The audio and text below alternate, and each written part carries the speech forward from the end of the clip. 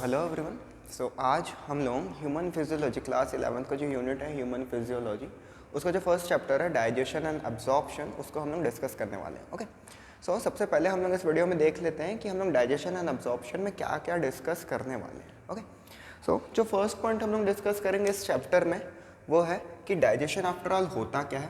First क्या हम लोग डिस्कस करेंगे कि व्हाट इज डाइजेशन। ठीक है, डाइजेशन होता क्या है उसको हम लोग डिस्कस कर लेंगे सबसे पहले। उसके बाद हम लोग डिस्कस करेंगे कि डाइजेशन होता कहाँ पर है। Second, that is alimentary canal.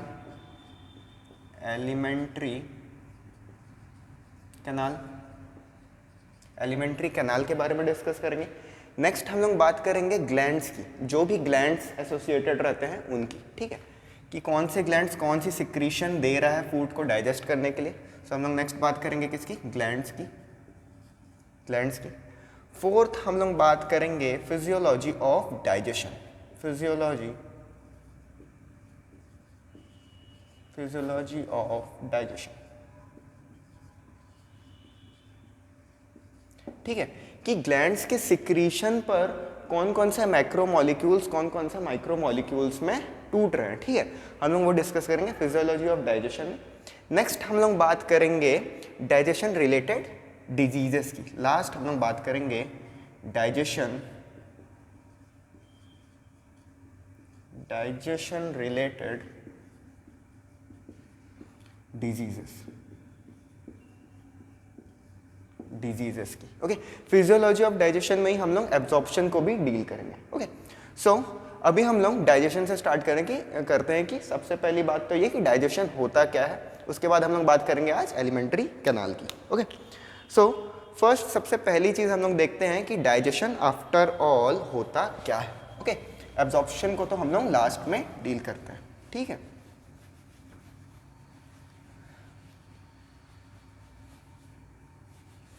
सबसे पहली बात कि डाइजेशन क्या होता है। डाइजेशन बेसिक वर्ड्स में होता क्या है।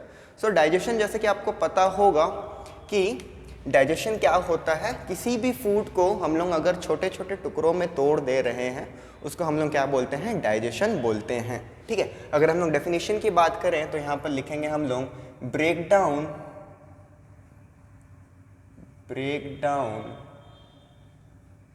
Of food into smaller or simpler absorbable form।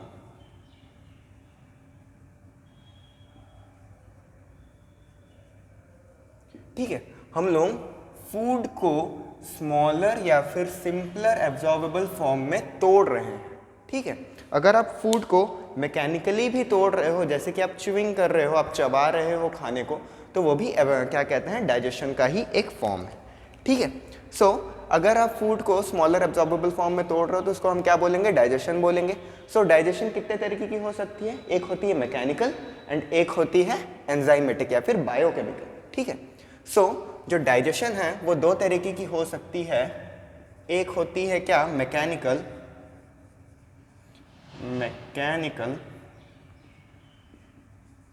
And दूसरा होता है क्या, बायोकेमिकल। ठीक है, मैकेनिकल में क्या क्या आ जाएगा, सबसे पहला आएगा च्यूइंग एंड दूसरा आ जाएगा क्या, चर्निंग मूवमेंट ऑफ स्टमक। ठीक है, जब फूड हमारे स्टमक में पहुंच जाता है ना, तो क्या होता है, हमारा जो स्टमक है वो कॉन्ट्रैक्ट करता है, रिलैक्स करता है, उसको हम बोलते हैं चर्निंग मूवमेंट। वो क्या करता है, जो स्टमक के अंदर एंजाइम्स है उसके साथ मिलाता है, as well as churning movement थोड़ा बहुत ब्रेक डाउन में भी हेल्प कर देता है। ठीक है, अगर आप फूड को तोड़ रहे हो अपने हाथों से, अगर आप फूड को च्यू कर रहे हो अच्छे से अपने टीथ से, मैस्टिकेशन जिसको बोलते हैं, तो हम लोग उसको भी मैकेनिकल डाइजेशन में कंसिडर करते हैं। ठीक है, एंड बायोकेमिकल डाइजेशन में आपको पता है कि जो एंजाइमेटिक एक्टिविटी होती है, जो भी एंजाइम्स, जो भी आपके मैक्रोमोलिक्यूल्स दैट इज फूड के ऊपर जो भी एक्टिविटी कर रहे हैं उसको सिंपलर फॉर्म्स में तोड़ रहे हैं, उसको हम लोग क्या कहेंगे, बायोकेमिकल कहेंगे। ठीक है। सो अभी आप ये देख लो कि जो आपका फूड होता है, फूड में बेसिक मैक्रोमोलिक्यूल्स क्या क्या होते हैं। ठीक है, जो फूड होता है उसमें बेसिक मैक्रोमोलिक्यूल्स क्या होते हैं।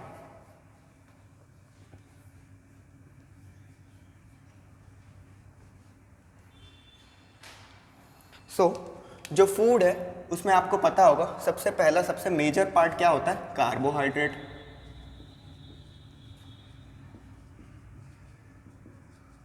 सेकंड क्या होगा, प्रोटीन्स। एंड तीसरा क्या होगा, फैट। ठीक है। जो कार्बोहाइड्रेट है उसका अल्टीमेट फॉर्म जो कि एब्जॉर्बेबल फॉर्म होता है, लास्ट में जो भी एब्जॉर्बेबल फॉर्म हम देते हैं वो क्या होता है, कार्बोहाइड्रेट का। हम उसको रिड्यूस कर देते हैं किसमें, शुगर्स में, या फिर तोड़ देते हैं डाइजेस्ट करके, छोटे छोटे शुगर के मॉलिक्यूल्स में तोड़ते हैं। ठीक है। कार्बोहाइड्रेट्स किस में कन्वर्ट होते हैं, ग्लूकोज। ठीक है। प्रोटीन्स सबसे लास्ट में किस में टूट जाएंगे, अमाइनो एसिड्स। आपको पता होगा जो प्रोटीन्स होते हैं वो अमाइनो एसिड से मिलकर के बने होते हैं। ठीक है। प्रोटीन्स को हम तोड़ेंगे किस में, अमाइनो एसिड्स में, अमाइनो एसिड्स। एंड जो फैट्स होंगे, फैट्स को हम किस में तोड़ेंगे, सबसे लास्ट फॉर्म जो कि एब्जॉर्ब करेंगे हम वो होता है glycerol, glycerol and fatty acids, fatty acids. ठीक है। ग्लिसरॉल और फैटी एसिड्स में हम तोड़ते हैं किसको, फैट्स को। ओके। नेक्स्ट हम देखते हैं कि जो डाइजेशन है वो होता कहाँ पर है। ठीक है, डाइजेशन होता कहाँ पर है।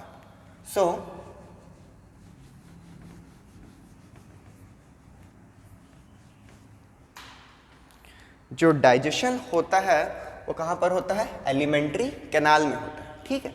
Digestion occurs in elementary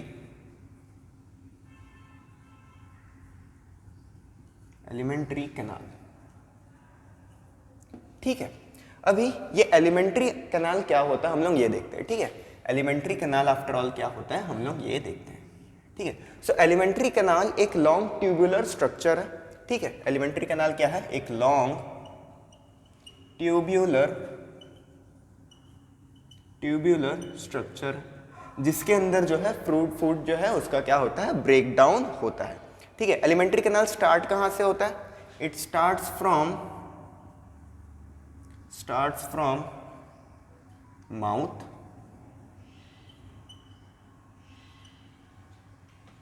and ends at anus. ठीक है। एलिमेंट्री कैनाल जो है माउथ से स्टार्ट होता है एंड एनस पे खत्म होता है। यहाँ पर आप देख सकते हो ये जो माउथ है, माउथ से स्टार्ट होगा एंड सीधे एनस पर जाकर के खत्म होगा। ठीक है। एक ट्यूबुलर स्ट्रक्चर ही है जिसके अंदर फूड ट्रैवल करता है एंड उसका ब्रेक डाउन होता है। ठीक है। अभी जो माउथ है, माउथ एलिमेंट्री कैनाल का एंटीरियर ओपनिंग है। ठीक है, माउथ जो है वो क्या है, एंटीरियर ओपनिंग,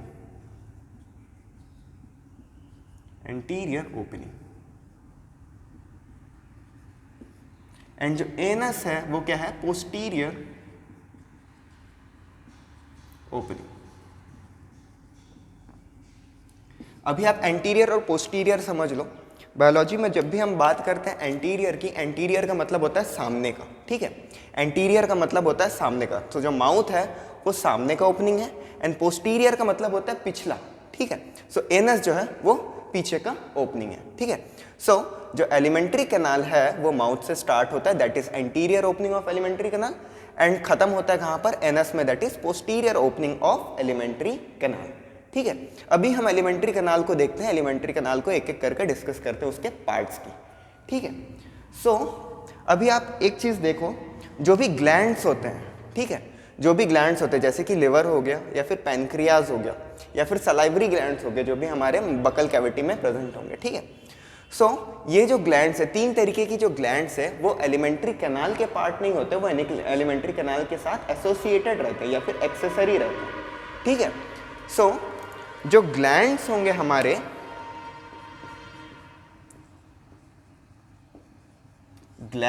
हमारे, जैसे कि liver, liver, pancreas and salivary glands. Salivary glands, ठीक है। ये जो 3 ग्लैंड्स हैं, ये तीनों ग्लैंड्स एलिमेंट्री कैनाल के पार्ट नहीं है, डाइजेस्टिव सिस्टम के पार्ट हैं बट एलिमेंट्री कैनाल के पार्ट नहीं है, ठीक है। हम इनको क्या बोलते हैं? एसोसिएटेड ग्लैंड्स, एसोसिएटेड ग्लैंड्स या फिर एक्सेसरी ग्लैंड्स, एक्सेसरी ग्लैंड्स, ठीक है। क्योंकि ये जो ग्लैंड्स है ये डाइजेशन में तो हेल्प करती हैं बट ये क्या कहते हैं? एलिमेंट्री कैनाल का पार्ट नहीं होती है, ठीक है। इंपॉर्टेंट बात है ये नोट करने वाली कि जो लिवर है, पैनक्रियाज है as well as salivary glands है, वो किनको हम क्या बोलते हैं? एसोसिएटेड ग्लैंड्स बोलते हैं या फिर एक्सेसरी ग्लैंड्स बोलते हैं, ठीक है। किसके साथ एसोसिएटेड रहता है? ये एलिमेंट्री कैनाल के साथ एसोसिएटेड रहता है, ठीक है। उसके बाद एलिमेंट्री कैनाल के अंदर भी उसके खुद के ग्लैंड्स होते हैं, जैसे कि स्टमक में होता है गैस्ट्रिक ग्लैंड।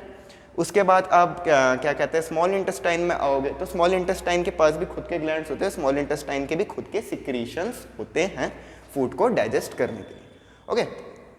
सो अभी एलिमेंट्री कैनाल में फोकस करते हैं। कहाँ से स्टार्ट होता है? माउथ से स्टार्ट होता है, तो हम लोग माउथ से पढ़ना स्टार्ट करेंगे, उसके बाद हम आगे बढ़ते जाएंगे, ठीक है। एनस तक आगे बढ़ेंगे, ठीक। सो जो एलिमेंट्री कैनाल होता है उसका ओपनिंग कहाँ से होता है? माउथ से होता है। माउथ को हम क्या बोलते हैं? एंटीरियर ओपनिंग बोलते हैं एलिमेंट्री कैनाल का, ठीक है। एंड माउथ किसको लीड करता है? कहाँ पर जाकर के खुलता है? बक्कल कैविटी में खुलता है, ठीक है। सो माउथ इज, हम यहाँ पर क्या बोलेंगे कि जो माउथ होता है, mouth is opening of buccal cavity,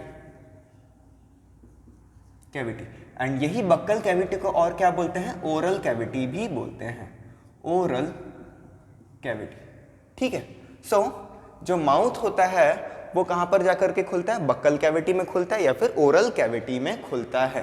अभी आप देखोगे कि जो बक्कल कैविटी है या फिर ओरल कैविटी है उसको जो नेजल कैविटी है उससे एक पैलेट डिफरेंशिएट करता है, अलग करके रखता है, एंड हम उसको क्या बोलते हैं? हार्ड पैलेट बोलते हैं, ठीक है।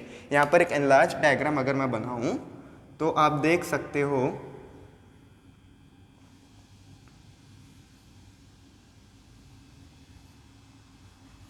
कि इस तरीके से कुछ नेजल कैविटी आएगा एंड यहाँ पर एक हार्ड पैलेट रहेगा एंड यहाँ पर आपके पास बक्कल कैविटी रहेगा, ठीक है।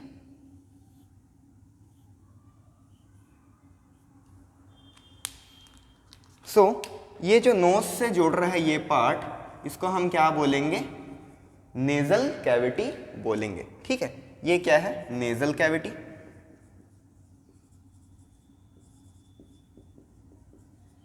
ठीक है। ये जो पार्ट हो गया ये क्या हो गया? नेजल कैविटी हो गया। ये जो शेडेड रीजन है, ये शेडेड रीजन ये क्या है? हार्ड पैलेट,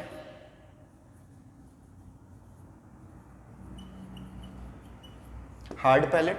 आप अपने माउथ पे फील कर सकते हो, जो आपका टंग अपर फ्लोर में, आपके बक्कल कैविटी का जो अपर फ्लोर होता है जिसमें टकराता है उसको हम क्या बोलते हैं? हार्ड पैलेट बोलते हैं, ठीक है। हार्ड पैलेट के जस्ट पीछे एक छोटा सा कुछ लटकता रहता है, उसको हम क्या बोलते हैं? यूवुला बोलते हैं, UVULA, यूवुला बोलते हैं, ठीक है। उसके बाद ये जो आता है हमारे पास, ये पार्ट क्या है? जो मैं ब्लू कलर से शेड कर रहा हूँ, इसको हम क्या बोलेंगे? बक्कल कैविटी बोलेंगे, बक्कल कैविटी, ठीक है। ये जो ब्लू पार्ट है माउथ किस में खुल रहा है? बक्कल कैविटी में खुल रहा है। बक्कल कैविटी के बाद आप देखते हो कि nasal cavity as well as buccal cavity का एक कॉमन पैसेज है, ठीक है।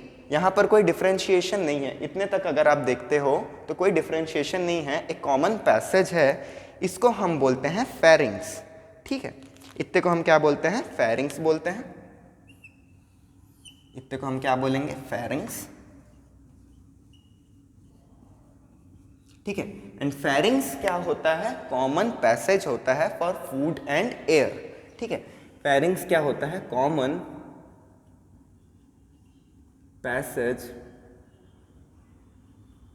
Passage for food and air.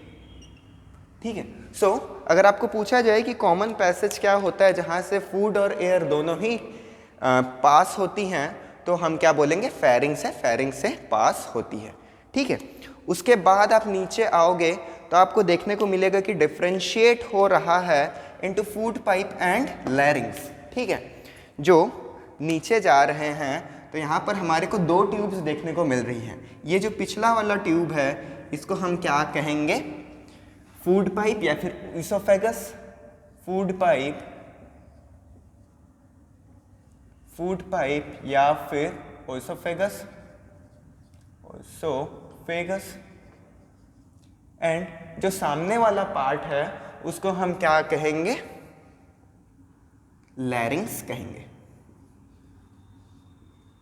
And लैरिंग्स क्या होता है, हमारा वॉइस बॉक्स होता है। एंड लैरिंग्स आगे जाकर के मिलता है किससे, विंड पाइप से। ओके, अभी आप देखोगे कि लैरिंग्स जो है, लैरिंग्स को एक पार्ट छोटा सा फ्लैप टाइप का कुछ कवर कर रहा है। एक छोटा सा पार्ट है फ्लैप टाइप का जो दिख रहा है वो कवर कर रहा है। इसको हम बोलते हैं क्या, epiglottis, epiglottis,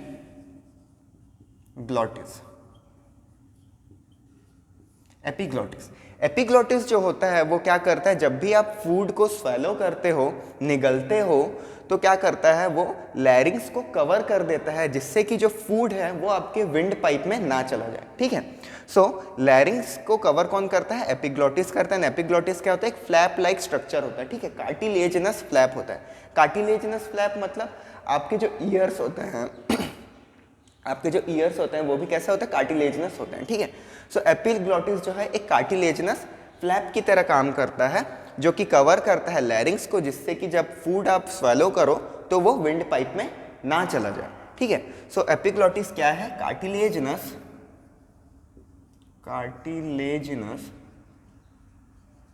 flap, flap like structure.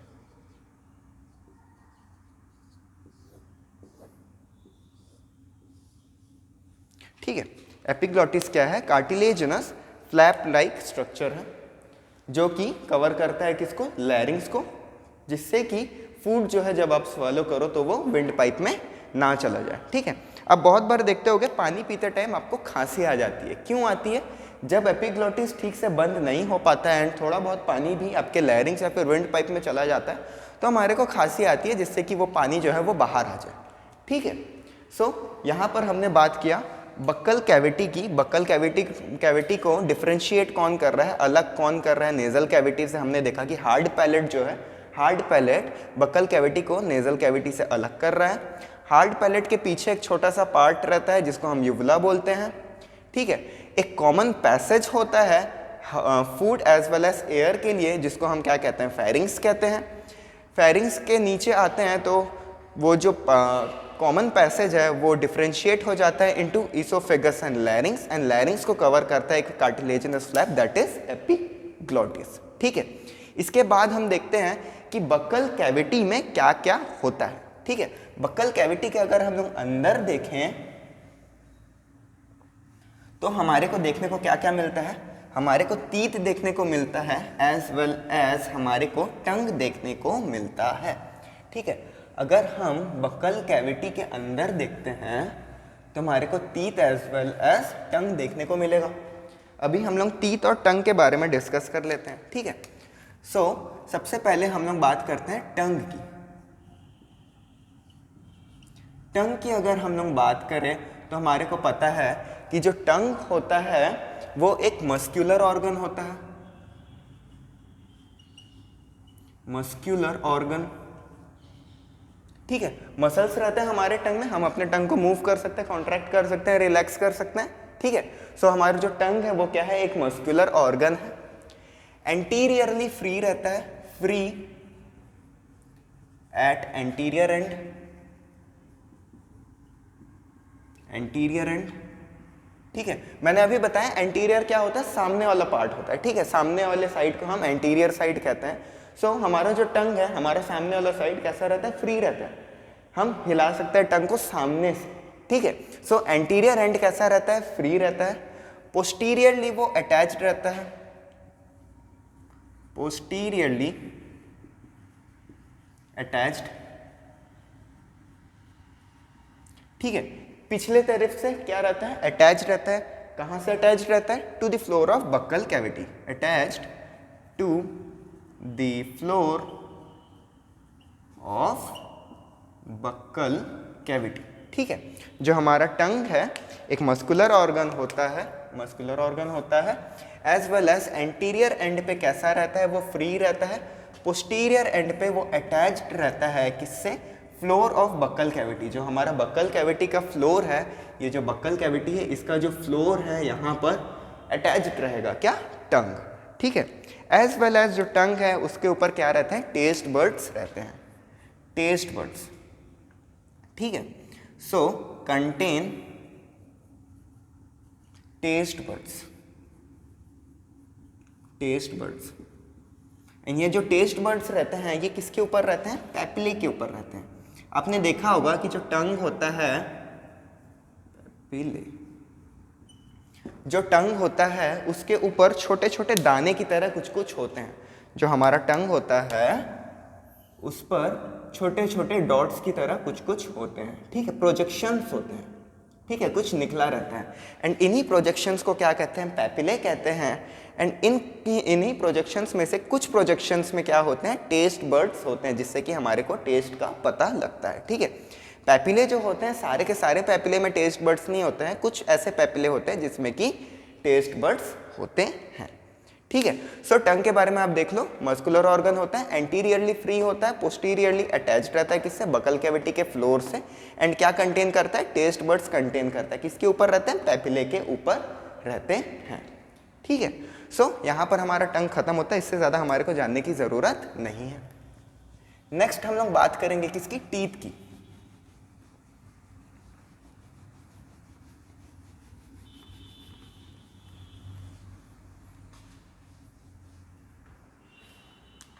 Next हम लोग बात करते हैं टीथ की, टीथ। सो ह्यूमंस में आपको पता होगा कि जो टीथ होता है वो जॉ सॉकेट, हमारा जो जॉ सॉकेट होता है या फिर जॉ बोन होता है उसके अंदर एम्बेडेड रहता है, ठीक है। जो टीथ होता है वो एम्बेडेड रहता है किसमें, जॉ बोन में, embedded, embedded in jaw bone, jaw bone. And jaw bone दो होते हैं, एक अपर साइड वाला, एक लोअर साइड वाला। जो अपर साइड वाला होता है, अपर साइड वाला होता है उसको हम बोलते हैं मैक्सिला। एंड जो लोअर साइड वाला होता है, लोअर साइड वाला होता है उसको हम बोलते हैं मैंडिबल,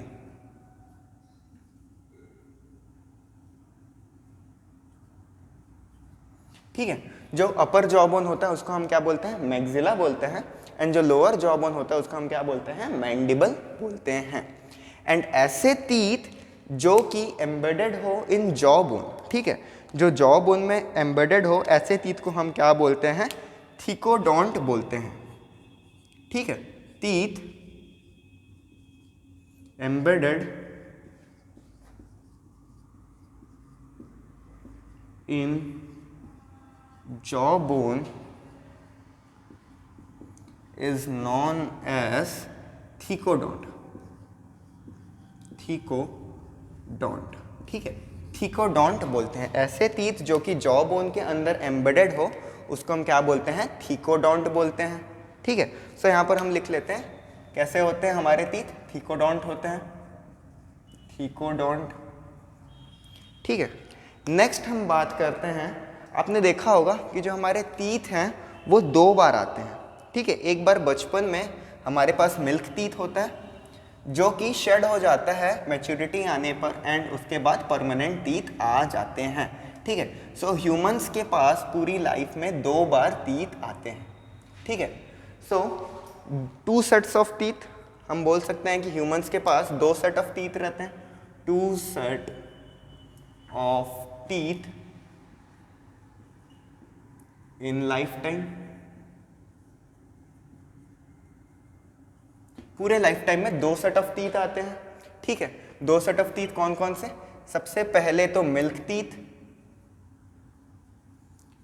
टीथ, या फिर आप बोल सकते हो डेसिडियस टीथ, एंड उसके बाद आता है क्या? Permanent teeth.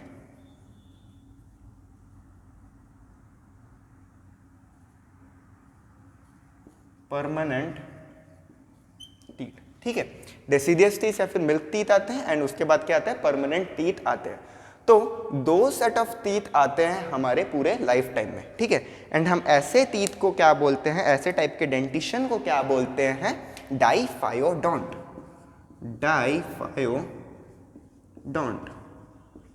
ठीक है, क्योंकि 2 सेट ऑफ टीथ आ रहे हैं तो डाइफायोडोंट, ठीक है। ऐसा डेंटिशन जिसमें कि पूरे लाइफ टाइम में 2 सेट ऑफ टीथ्स आ जाए उसको हम क्या बोलते हैं? डाइफायोडोंट, ठीक है। सो ह्यूमंस की डेंटिशन और कैसी होती है? डाइफायोडोंट भी होती है, डाइफायोडोंट मतलब 2 बार आते हैं पूरी लाइफ टाइम में। एंड आप और एक चीज़ नोटिस करोगे, जो टीथ होते हैं हमारे वो टोटल 4 तरीके की होते हैं, ठीक है। 4 तरीके के टीथ हमारे को देखने को मिलते हैं हमारे माउथ के अंदर, ठीक है। अभी हम बात करते हैं टाइप्स ऑफ टीथ की। टाइप्स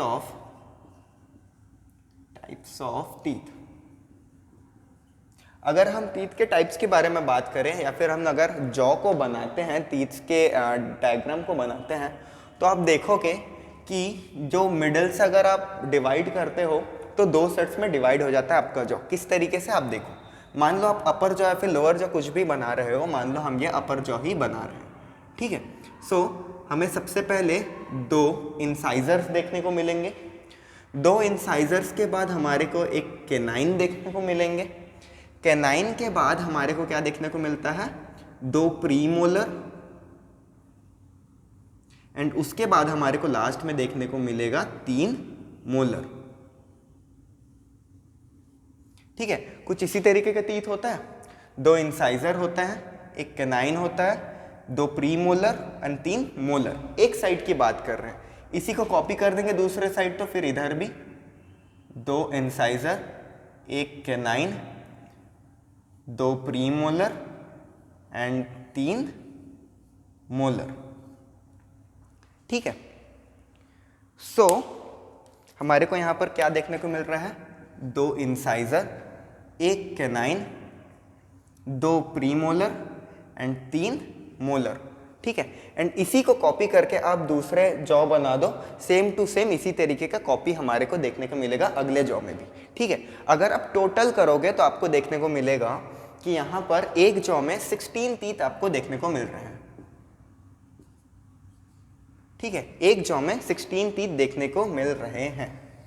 अगर आप ऐड करते हो, 2 + 2 4 होता है, एंड 3 + 1 4 होता है, 4 + 4 8, 8 और 8 हो गए 16, और 16 + 16 कितने होते हैं? 32 होते हैं, ठीक है। सो आपको पता है जो ह्यूमंस होते हैं उसमें कितने टीथ्स होते हैं? टोटल 32 टीथ होते हैं। 32 टीथ में 2 होते हैं, 2 + 2 4, 4 + 4 होते हैं 8, तो 8 हो जाते हैं हमारे पास इंसाइजर, 2 + 2 4 हो जाते हैं हमारे पास कैनाइन, ठीक है। 2 + 2 4, 4 + 4 8, 8 हो जाते हैं हमारे पास प्रीमोलर, एंड 3 + 3 6, 6 + 6 12, 12 हो जाते हैं हमारे पास कैसे? मोलर। एंड अगर आप इसको ऐड करते हो तो आपको देखने को मिलेगा कि हमारे पास 32 होते हैं। 12 + 8 20, 20 + 8 28, 28 + 4 32, 32 टीथ होते हैं। एंड यहाँ पर जो आप 2 1 2 3 देख रहे हो, ये क्या है? इंसाइजर है, ये कैनाइन है, ये प्रीमोलर है, एंड ये जो है ये क्या है? मोलर है। यहाँ पर आप जो 2 1 2 3 देख रहे हो, 2 1 2 3, इसको हम बोलते हैं डेंटल फॉर्मूला, ठीक है। डेंटल फॉर्मूला फॉर ह्यूमंस 2 1 2 3 होता है। 2 1 2 3 बाई 2 1 2 3 हम एक जॉ को डिवाइड कर लेते हैं, एंड इसी तरीके से हम डेंटल फॉर्मूला देखते हैं 2 1 2 3, ठीक है। एक साइड में, एक जॉ के एक साइड में दो हमारे को देखने को मिलते हैं इंसाइजर, एक हमारे को देखने को मिलता है कैनाइन, दो हमारे को देखने को मिलते हैं प्री मोलर एंड 3 हमारे को देखने को मिलते हैं मोलर टीथ, ठीक है। जो मोलर होते हैं या फिर लास्ट मोलर जो होता है वो मैच्योरेशन या फिर अडल्ट स्टेज के बाद ही देखने को मिलता है, ठीक है। जब इंसान एडल्ट हो जाता है उसके बाद ही उसका जो लास्ट मोलर है वो देखने को हमारे को मिलता है, ठीक है।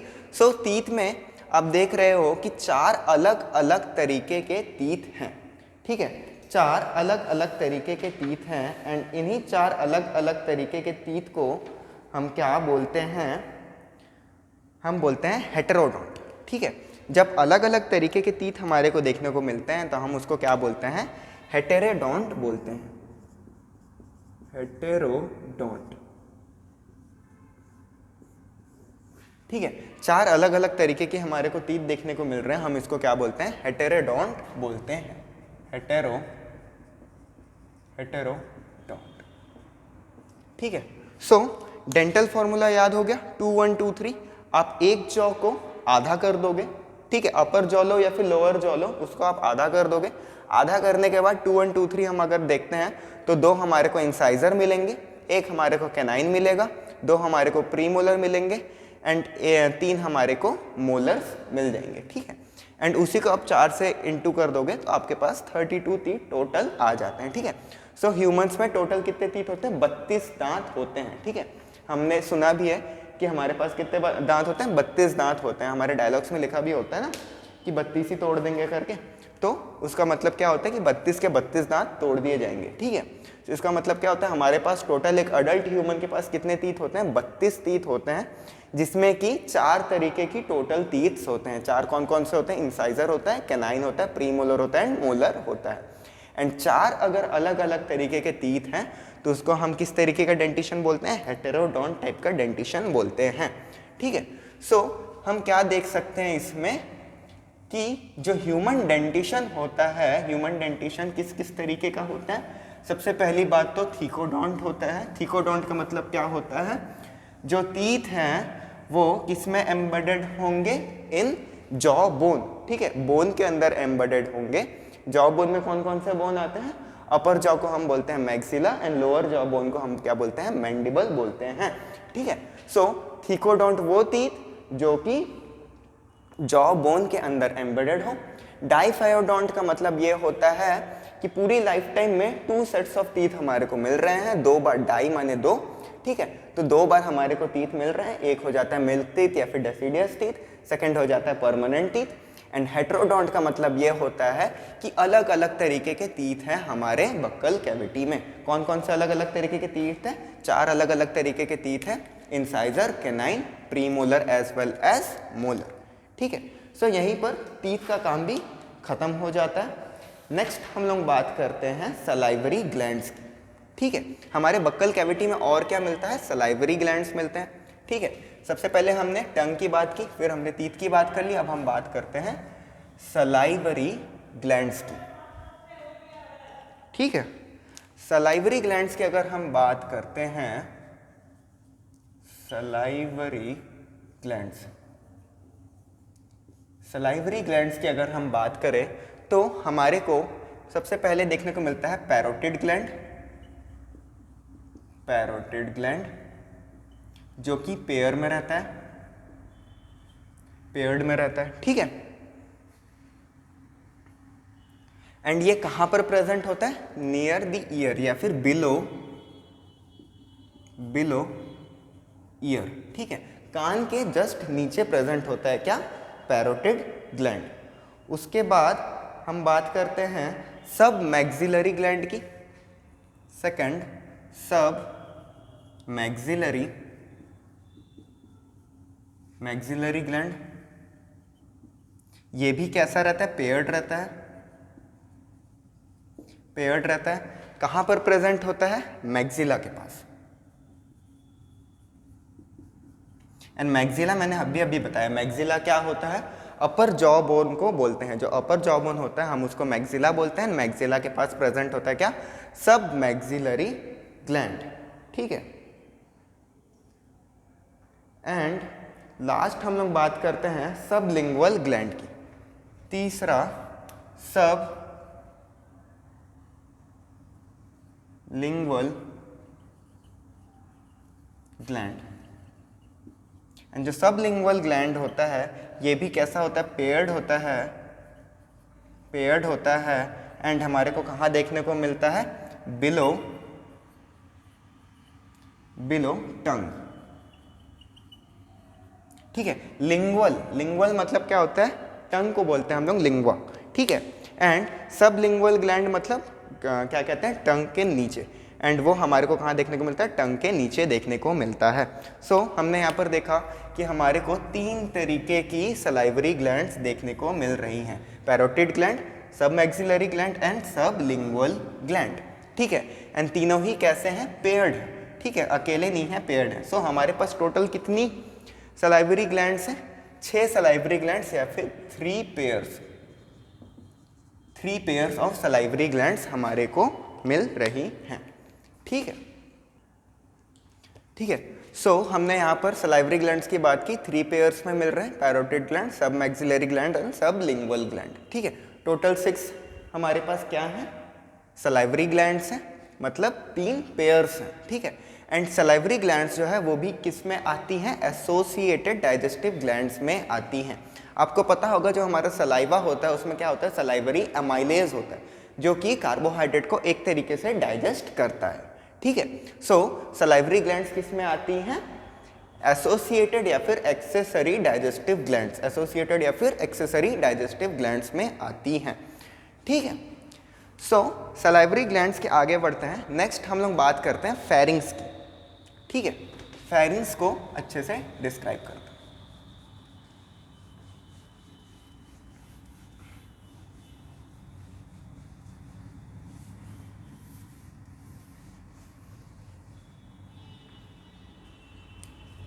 अगर मैं फेरिंग्स को ड्रॉ करना चाहूं तो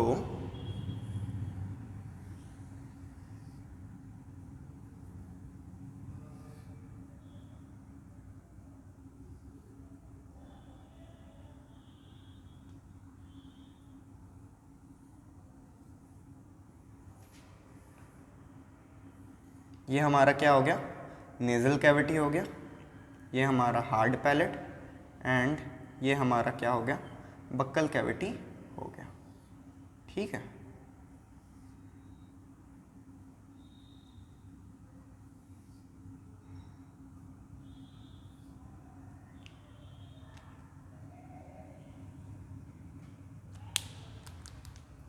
सो ये पार्ट क्या हो गया हमारा, नेजल कैविटी।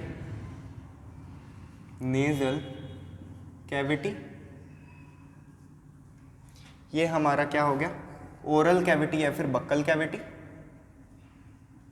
ओरल कैविटी और बक्कल कैविटी।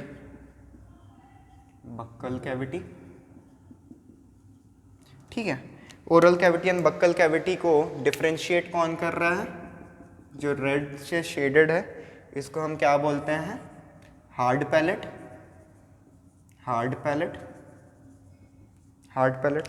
हार्ड पैलेट के पीछे एक छोटा सा पार्ट लटकता रहता है एंड दैट इज यूवुला, इसको हम क्या बोलेंगे, यूवुला।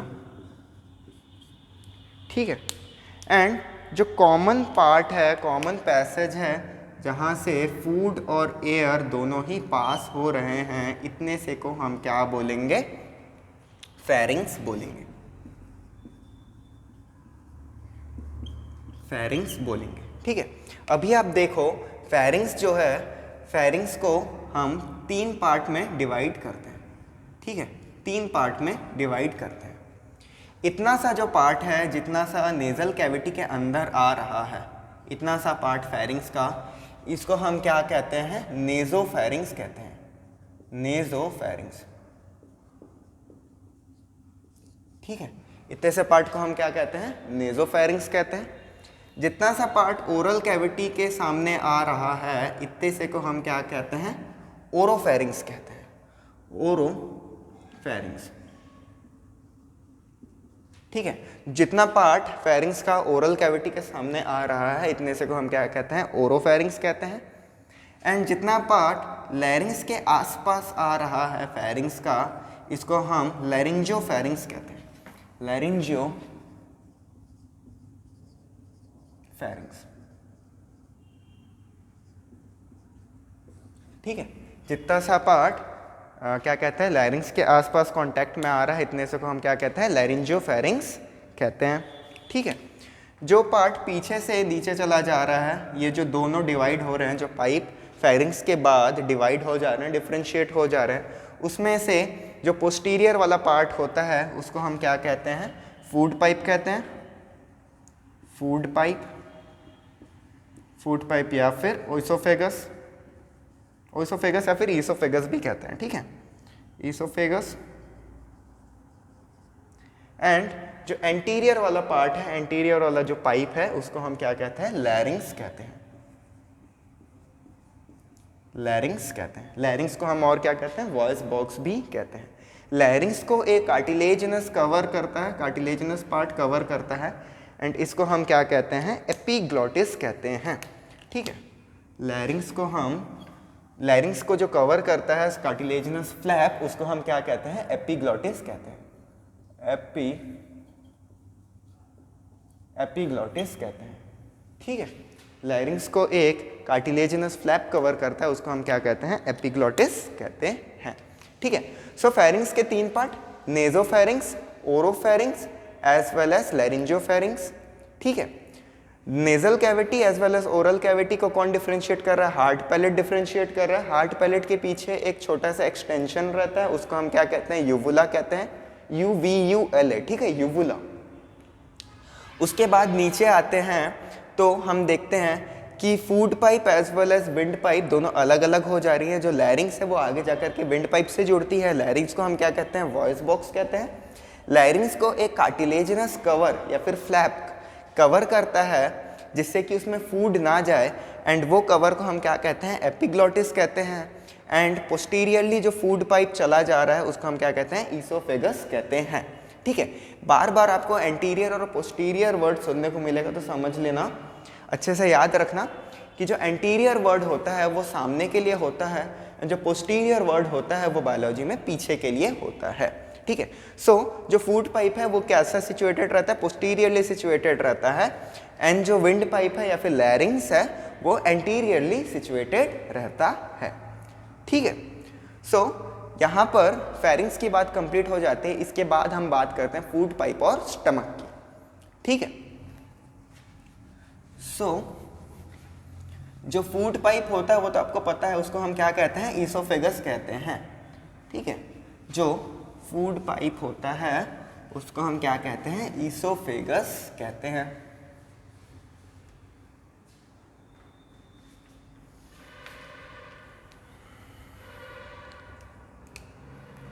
फूड पाइप जो नीचे आ रहा है इसको हम क्या कहेंगे, ईसोफेगस कहेंगे। उसके बाद एक जे शेप्ड बैग में जाकर के ये मिलता है, इसको हम क्या कहते हैं, स्टमक कहते हैं। ठीक है। एंड ये जो ईसोफेगस आता है तो एक मेम्ब्रेन को चीरते हुए आता है या फिर होल करते हुए आता है। ठीक है। यहाँ पर एक बड़ा सा मेम्ब्रेन लाइक स्ट्रक्चर रहता है, एंड इसको हम क्या कहते हैं, डायाफ्रैगम बोलते हैं, डायाफ्रैगम।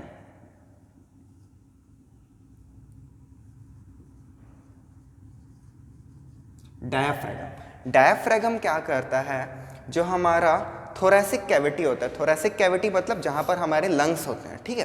Thoracic cavity as well as abdominal cavity, abdominal cavity जहाँ पर हमारा स्टमक, लिवर, इंटेस्टाइन वगैरह सब कुछ होता है, इसको हम एब्डोमिनल कैविटी बोलते हैं। एंड इसके ऊपर का पार्ट जहाँ पर हमारे लंग्स और हार्ट सिचुएटेड रहते हैं, हम उसको बोलते हैं थोरैसिक कैविटी। ठीक है।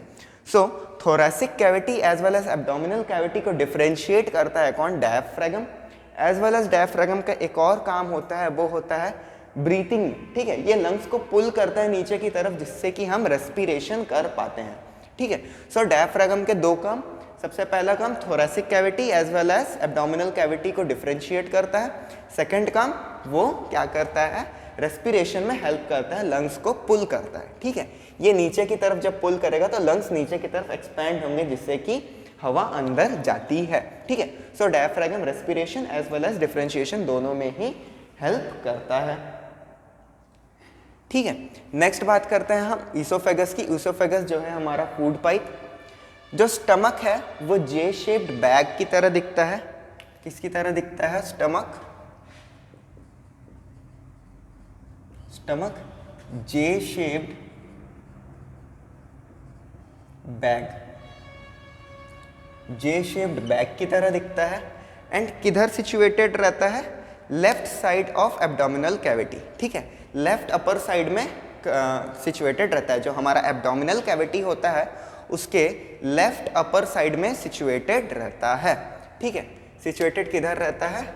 Left side, left upper side of abdominal cavity. ठीक है, जो स्टमक है वो लेफ्ट अपर साइड में सिचुएटेड रहता है एब्डोमिनल कैविटी के। ठीक है, ये मेरा लेफ्ट साइड में अपर साइड में एब्डोमिनल कैविटी जो होता है उसके अपर साइड में सिचुएटेड रहता है क्या? स्टमक। ठीक है, अभी जो ईसोफेगस होता है एंड जो स्टमक होता है वो एक स्पिंस्टर से डिफरेंशिएटेड रहता है एंड उस स्पिंस्टर को हम बोलते हैं गैस्ट्रो ईसोफेगल स्पिंस्टर।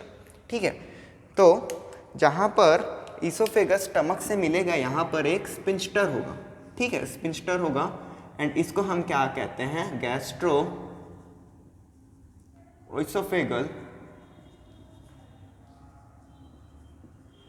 स्पिंस्टर। ठीक है, गैस्ट्रो ईसोफेगल स्पिंस्टर।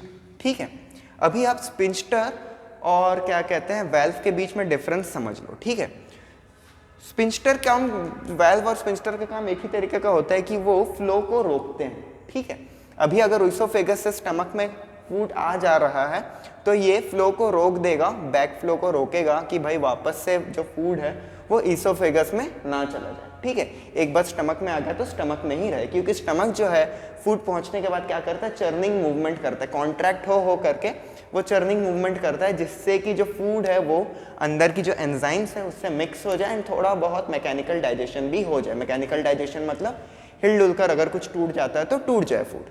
ठीक है, सो चर्निंग मूवमेंट के दौरान जो फूड है वो ईसोफेगस में वापस ना चला जाए तो उसके लिए हमारे पास ईसोफेगस और स्टमक के बीच में एक स्पिंस्टर होता है जिसको कि हम क्या बोलते हैं? गैस्ट्रो ईसोफेजल स्पिंस्टर बोलते हैं। एंड ये जो गैस्ट्रो ईसोफेजल स्पिंस्टर होता है यही फूड को वापस जाने से रोकता है। ठीक है, स्पिंस्टर और वेल्व के बीच में डिफरेंस ये होता है कि जो वेल्व होता है वो यूनिडायरेक्शनल फ्लो को प्रमोट करता है, बाई डायरेक्शनल फ्लो को रोकता है। ठीक है, अभी आप देखोगे कि अगर फ्लो इस डायरेक्शन में होगा तो फ्लैप्स जो हैं वो एक दूसरे के ऊपर इस तरीके से आ जाएंगी। ये जो फ्लैप्स है ये एक दूसरे के ऊपर इस तरीके से आ जाएंगे जिससे कि फ्लो रुक जाएगा। बट यहीं पर अगर फ्लो इस साइड होगा, फ्लो अगर इस डायरेक्शन में होगा, नीचे से ऊपर की डायरेक्शन में होगा, तो ये जो दोनों वेल्व्स हैं ये क्या होंगी? खुल जाएंगी, इस तरीके से खुल जाएंगी एंड फ्लो को प्रमोट करेगी। ठीक है, सो जो वेल्व्स होते हैं वो यूनिडायरेक्शनल फ्लो को प्रमोट करते हैं। ठीक है, जो वेल्व्स होते हैं वो यूनिडायरेक्शनल फ्लो को प्रमोट करते हैं। बट जो स्पिंस्टर होता है वो कोई भी डायरेक्शन ऑफ फ्लो को प्रमोट नहीं करता है। जब स्पिंस्टर बंद हो जाता है तो वो कंप्लीटली रेस्ट्रिक्ट कर देता है फ्लो को। मान लो ये एक पाइप है, एक कैनाल है, इस पे स्पिंस्टर है। स्पिंस्टर क्या होता है? मसल की तरह होते हैं। ठीक है, यहाँ पर मसल्स होते हैं। ये मसल्स क्या करेंगी? कॉन्ट्रैक्ट कर लेंगी अपने आप को। ये मसल्स क्या करेंगे? जब बंद होंगी तब कॉन्ट्रैक्ट कर लेंगी अपने आप को, जिससे कि फ्लो जो है वो दोनों ही डायरेक्शन से रुक जाएगा। ये जो स्पिंस्टर के मसल्स हैं ये कुछ इस तरीके से कॉन्ट्रैक्ट हो जाती हैं एंड ये फ्लो को पूरी तरीके से रोक देती हैं। ठीक है, इसी तरीके से जब ईसोफेगस से फूड अंदर आता है स्टमक में तो ये स्पिंस्टर बंद हो जाता है एंड जो फूड है वो ना इधर जा सकता है ना इधर से कोई फूड इधर आ सकता है। जब फूड को इधर से इधर आना होता है, मतलब ईसोफेगस से स्टमक में आना होता है, तब ये स्पिंस्टर वापस खुलता है एंड अदरवाइज ये स्पिंस्टर बंद रहता है। ठीक है, सो स्पिंस्टर और वाल्व में आपको समझ में आ गया कि जो वाल्व होता है वो यूनिडायरेक्शनल फ्लो को प्रमोट करता है, अलाउ कर देता है, एंड जो स्पिंस्टर होता है वो किसी भी डायरेक्शन ऑफ फ्लो को अलाउ नहीं करता है अपने बंद स्टेट में। जब स्पिंस्टर बंद होता है तो वो फ्लो को अलाउ नहीं करता है। ठीक है, सो यहाँ पर हमने एक स्पिंस्टर पढ़ा, दैट इज गैस्ट्रोइसोफेजियल स्पिंस्टर, जो कि ओइसोफेगस और स्टमक के बीच में रहता है। एक स्पिंस्टर और पढ़ेंगे, यहाँ पर एक और रहता है डुओडेनम और स्टमक के बीच में, इसको हम बोलते हैं पायरोलिक स्पिंस्टर। इसको हम क्या बोलते हैं? पायरोलिक स्पिंस्टर, पायरोलिक स्पिंस्टर। ठीक है, सो हमारे स्टमक में दो स्पिंस्टर रहते हैं। जो स्टार्टिंग वाला पार्ट होता है जहाँ से स्टमक में फूड एंटर करता है, वहाँ पर क्या स्पिंस्टर रहता है? गैस्ट्रोइसोफेजियल स्पिंस्टर रहता है। एंड जहाँ से स्टमक से small intestine that is duodenum में फूड चला जाता है, वहाँ पर क्या स्पिंस्टर रहता है? पायरोलिक स्पिंस्टर रहता है। ठीक है, अभी आप देखोगे तो स्टमक को हम 3-4 पार्ट में डिवाइड कर रहे हैं। ठीक है, 3-4 पार्ट में डिवाइड कर रहे हैं। उसको हम कौन कौन सा पार्ट बोलते हैं? सबसे पहले होता है फंडस, जो ये अपर वाला पार्ट होता है, इसको हम बोलते हैं क्या? फंडस। फंडस, ठीक है, ये जो पार्ट है अपर वाला पार्ट जहाँ पर फूड आता है, इसको हम बोलते हैं कार्डियक। कार्डियक, ये जो पार्ट है इसको हम बोलेंगे क्या? बॉडी। एंड जो चौथा पार्ट है, ये पार्ट लास्ट वाला एंड जो होता है, इसको हम बोलते हैं पायरोलस। पायरोलस, ठीक है। सो स्टमक को हम 4 पार्ट में डिवाइड करते हैं। जो अपर वाला पार्ट है स्टमक का, इसको हम क्या कहते हैं? फंडस कहते हैं। जो मिडिल वाला पार्ट है जहाँ पर फूड आ रहा है गैस्ट्रोएसोफेजियल स्फिंक्टर से, उसको हम कार्डियक कहते हैं। जो निचला वाला पार्ट है उसको हम बॉडी कहते हैं। एंड जो लास्ट वाला पार्ट है इसको हम क्या कहते हैं? पायरोलस कहते हैं। ठीक है, एंड इसी पायरोलस से जब डुओडेनम में जुड़ता है स्टमक, वहाँ पर एक स्पिंस्टर होता है, इसीलिए उस स्पिंस्टर का क्या नाम है? पायरोलिक स्पिंस्टर नाम पड़ गया। ठीक है, सो स्टमक के 4 पार्ट याद रखने वाली बात है क्या? Fundus, cardiac, body as well as pylorus. ठीक है, उसके बाद हम आगे बढ़ते हैं तो हमारे को देखने को मिलता है स्मॉल इंटेस्टाइन का पार्ट, दैट इज डुओडेनम। ठीक है, ये सी शेप्ड स्ट्रक्चर होता है। ठीक है, स्मॉल इंटेस्टाइन पे आते हैं इसके बाद। तो स्मॉल इंटेस्टाइन में हमें देखने को मिलता है duodenum, jejunum and ileum.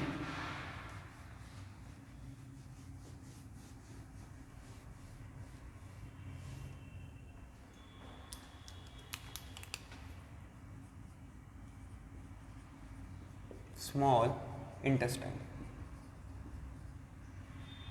Intestine, ठीक है। सो इस तरीके का स्टमक था हमारे पास।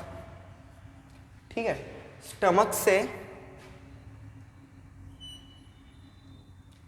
से सी शेप्ड हमारे को एक स्ट्रक्चर देखने को मिला, इसको हम बोलते हैं डुओडेनम। ये सी की तरह दिख रहा है, सी शेप्ड डुओडेनम। उसके बाद हमारे को देखने को मिलता है कॉइल्ड स्ट्रक्चर। ठीक है, सो डुओडेनम के बाद हमारे को देखने को मिलता है जेजुनम, जो कि कॉइल्ड होता है। एंड उसके बाद हाईली कॉइल्ड स्ट्रक्चर देखने को मिलता है हमारे को, एंड दैट इज इलियम। जो हाईली कॉइल्ड स्ट्रक्चर होता है वो क्या होता है? इलियम। सो इलियम को हम बोलते हैं highly coiled structure,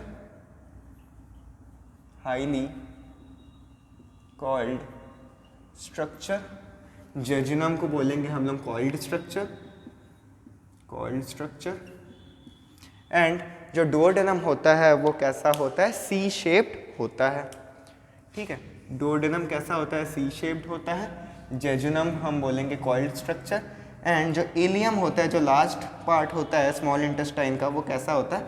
highly coiled होता है। ठीक है, सारे एनसीईआरटी के पॉइंट्स हैं। ठीक है, एनसीईआरटी में इसी तरीके से लिखा हुआ है, एग्जाम में पूछा जा सकता है कि हाईली कॉइल्ड कौन सा पार्ट होता है स्मॉल इंटेस्टाइन का, तो आपको क्या आंसर देना है, इलियम आंसर देना है। ठीक है, सो ये सब वर्डिंग्स याद रखनी है कि जो डुओडेनम होता है वो कैसा होता है, सी शेप्ड होता है, जो जेजुनम होता है वो कैसा होता है, कॉइल्ड स्ट्रक्चर होता है, जो इलियम होता है वो कैसा होता है, हाईली कॉइल्ड स्ट्रक्चर होता है। ठीक है, जो सबसे ज़्यादा डाइजेशन होता है वो हमारे स्मॉल इंटेस्टाइन में होता है। जो लिवर होता है, liver as well as pancreas, वो सारे के सारे अपना सिक्रीशन कहाँ पर डालते हैं, डुओडेनम में डालते हैं। ये जो सी शेप्ड स्ट्रक्चर है, यहीं पर liver as well as pancreas, liver plus pancreas, pancreas जो होते हैं वो अपने सिक्रीशंस डालते हैं। ठीक है, डुओडेनम में लिवर और पैनक्रियाज अपने अपने सिक्रीशंस डालते हैं। लिवर अपना बाइल जूस एंड पैनक्रियाज अपना पैनक्रियाटिक जूस किस में डालता है, डुओडेनम में डालता है। ठीक है, एंड एक बात और, जो लिवर होता है उसके जो सिक्रीशंस होते हैं वो डायरेक्ट डुओडेनम में नहीं जाते हैं। ठीक है, उसके जो सिक्रीशंस होते हैं वो पहले गॉल ब्लैडर में कंसंट्रेट होते हैं। ठीक है, गॉल ब्लैडर में स्टोर होते हैं, उससे वाटर का एब्जॉर्प्शन होता है, जिससे कि जो बाइल जूस होता है, जो लिवर का डाइजेस्टिव जूस होता है, लिवर का जो जूस होता है उसको हम बाइल जूस बोलते हैं। बाइल जूस क्या होता है, कंसंट्रेट होता है, एंड कंसंट्रेट हो करके क्या होता है कि उसके बाद वो फिर डुओडेनम में जा करके सिक्रीट होता है। ठीक है, सो स्मॉल इंटेस्टाइन की बात हो गई। स्मॉल इंटेस्टाइन में सी शेप डुओडेनम देख लिया हमने, जहाँ पर लिवर और पैनक्रियाज अपने सिक्रीशंस डालते हैं। उसके बाद कॉइल्ड स्ट्रक्चर होता है जिसको कि जेजुनम बोलते हैं। उसके बाद हाईली कॉइल्ड स्ट्रक्चर होता है जो कि इलियम होता है। ठीक है, सो स्मॉल इंटेस्टाइन के बाद हम देखते हैं लार्ज इंटेस्टाइन को।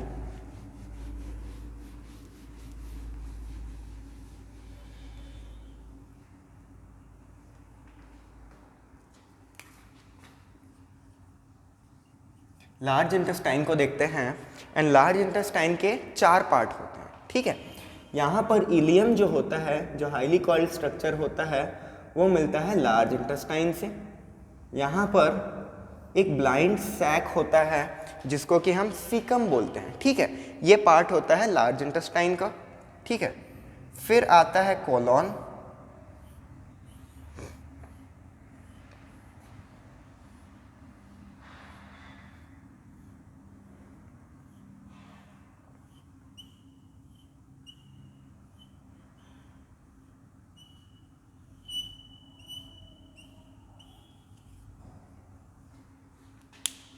ठीक है।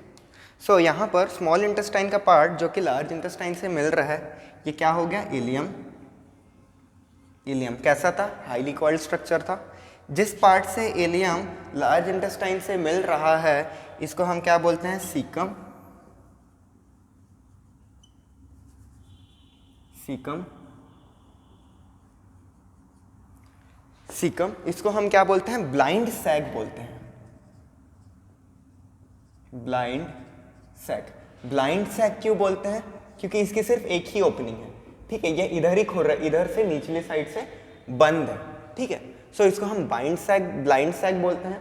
एंड इसी ब्लाइंड सैक में कुछ बैक्टीरियाज प्रेजेंट होते हैं, सिम्बायोटिक बैक्टीरियाज प्रेजेंट होते हैं जो कि बेनिफिशियल होते हैं ह्यूमन के लिए। ठीक है, कैसे बेनिफिशियल होते हैं, वो जो बैक्टीरियाज होते हैं वो ह्यूमंस को क्या देते हैं, कुछ वाइटामिन्स देते हैं, जैसे कि विटामिन के as well as vitamin B12। ठीक है, सो वो बैक्टीरियाज विटामिन B12, मेजॉरिटी हम विटामिन B12 के लिए ही पढ़ते हैं। विटामिन B12 भी वो बहुत थोड़े से अमाउंट में प्रोड्यूस करते हैं। ठीक है, सो कुछ बैक्टीरियाज होते हैं जिनको हम सिम्बायोटिक बैक्टीरियाज बोलते हैं, वो हमारे कोलॉन क्या कहते हैं, लार्ज इंटेस्टाइन के सीकम में प्रेजेंट होते हैं। एंड वहाँ पर क्या करते हैं, वो विटामिन B12 प्रोड्यूस करते हैं जो कि हमारे ह्यूमंस के लिए ज़रूरी होता है। ठीक है, एंड वो भी बहुत थोड़े से अमाउंट में करते हैं, बाकी हम विटामिन B12 दूसरे फूड सोर्सेज से लेते हैं।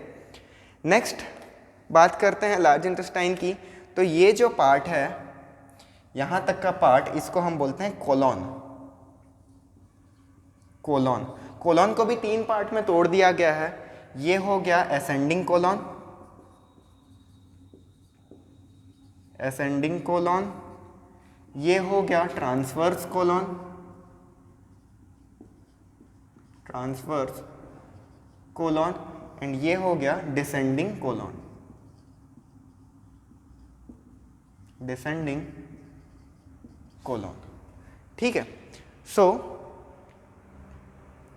यहाँ पर ascending colon, transverse colon, descending colon. उसके बाद हमारे को यहाँ पर देखने को मिलता है क्या, sigmoid colon, sigmoid colon. And सबसे लास्ट में हमारे को देखने को मिलता है क्या, रेक्टम।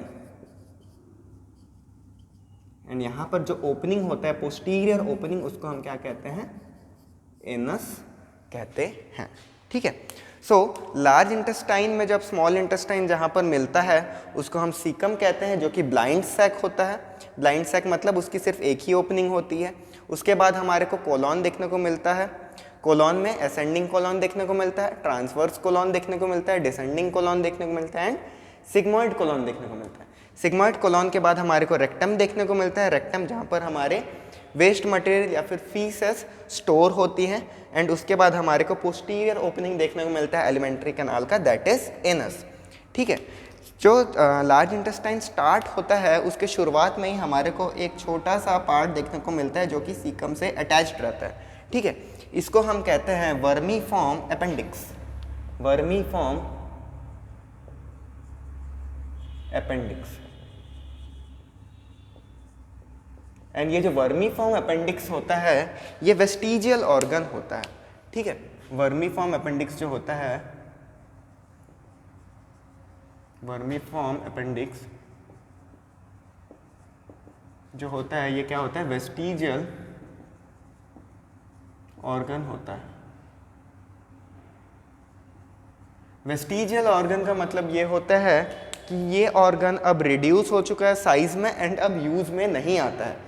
किसी ज़माने में ये यूज़ में आता था, अब यूज़ में नहीं आता है। ठीक है। वर्मीफॉर्म अपेंडिक्स जो होता है ना, वो पुराने ऑर्गेनिजम्स में यूज़ में आता था। हमारे जो पुराने ऑर्गेनिजम्स होते थे जो कि पत्तियों पे रिलाई करते थे, कच्चे फूड पे रिलाई करते थे, तो वर्मीफॉर्म अपेंडिक्स जो होता था वो कच्चे मांस को, कच्चे फ्लैश को और कच्चे पत्तियों को डाइजेस्ट करने में हेल्प करता था। ठीक है। बट अभी क्योंकि हम सारा खाना पका करके खाते हैं तो वर्मीफॉर्म अपेंडिक्स की काम नहीं है, तो ये धीरे धीरे साइज में रिड्यूस हो गया इवोल्यूशन होते होते, एंड ये आज की डेट में वेस्टिजियल ऑर्गन बन गया। ठीक है। सो वर्मीफॉर्म अपेंडिक्स के जस्ट ऊपर क्या देखने को मिलता है, सीकम देखने को मिलता है जो कि ब्लाइंड सैक होता है। ठीक है। क्योंकि एक ही ओपनिंग होता है, इसमें सिम्बायोटिक बैक्टीरियाज देखने को मिलते हैं। अभी सिम्बायोटिक मतलब क्या होता है, सिम्बायोसिस मतलब क्या होता है ये समझ लो। कोई ऑर्गेनिज्म हमारे अंदर रह रहा है, ठीक है, हम उसको यूजुअली क्या बोलते हैं, पैरासाइट बोलते हैं। बट यहाँ पर हम क्या बोल रहे हैं, सिम्बायोटिक ऑर्गेनिज्म बोल रहे हैं। सिम्बायोटिक ऑर्गेनिज्म का मतलब ये होता है कि दोनों ही ऑर्गेनिज्म को फायदा हो। ठीक है। हमारे को फायदा हो रहा है उस बैक्टीरिया से, कैसे कि हमारे को vitamin B12 as well as vitamin K मिल रहा है उस बैक्टीरिया की वजह से, एंड उस बैक्टीरिया को हमसे कैसे फायदा हो रहा है कि उसको रहने की जगह एज वेल एज फूड मिल जा रहा है, उसके मेटाबॉलिज्म के लिए फूड मिल जा रहा है। सो इसको हम सिम्बायोसिस बोलते हैं। ठीक है। सो जो बैक्टीरिया यहाँ पर सीकम में रह रहा है उसको हम क्या बोलते हैं, सिम्बायोटिक बैक्टीरिया बोलते हैं। एंड उस बैक्टीरिया से हमारे को vitamin K and vitamin B12 मिल रहा है। ठीक है। कोलॉन के बाद सीकम के बाद हमारे को देखने को मिलता है कोलॉन। कोलॉन में ascending colon, transverse colon, descending colon as well as sigmoid colon देखने को मिलता है। उसके बाद रेक्टम देखने को मिलता है। रेक्टम में क्या होता है, फीकल मैटर या फिर वेस्ट मैटर स्टोर होता है। एंड लास्ट में हमारे को पोस्टीरियर ओपनिंग देखने को मिलती है, दैट इज एनस। ओके। सो यहाँ पर लार्ज इंटेस्टाइन भी खत्म हो जाता है। ठीक है। अभी एक लास्ट टॉपिक बचा रह गया एलिमेंट्री कैनाल में, दैट इज कि एलिमेंट्री कैनाल के लेयर्स। ठीक है। एलिमेंट्री कैनाल के लेयर्स को हम लोग नेक्स्ट लेक्चर में डिस्कस करेंगे। ओके। सो यहाँ पर आज का सेशन कंप्लीट होता है। ओके, चलो, थैंक यू।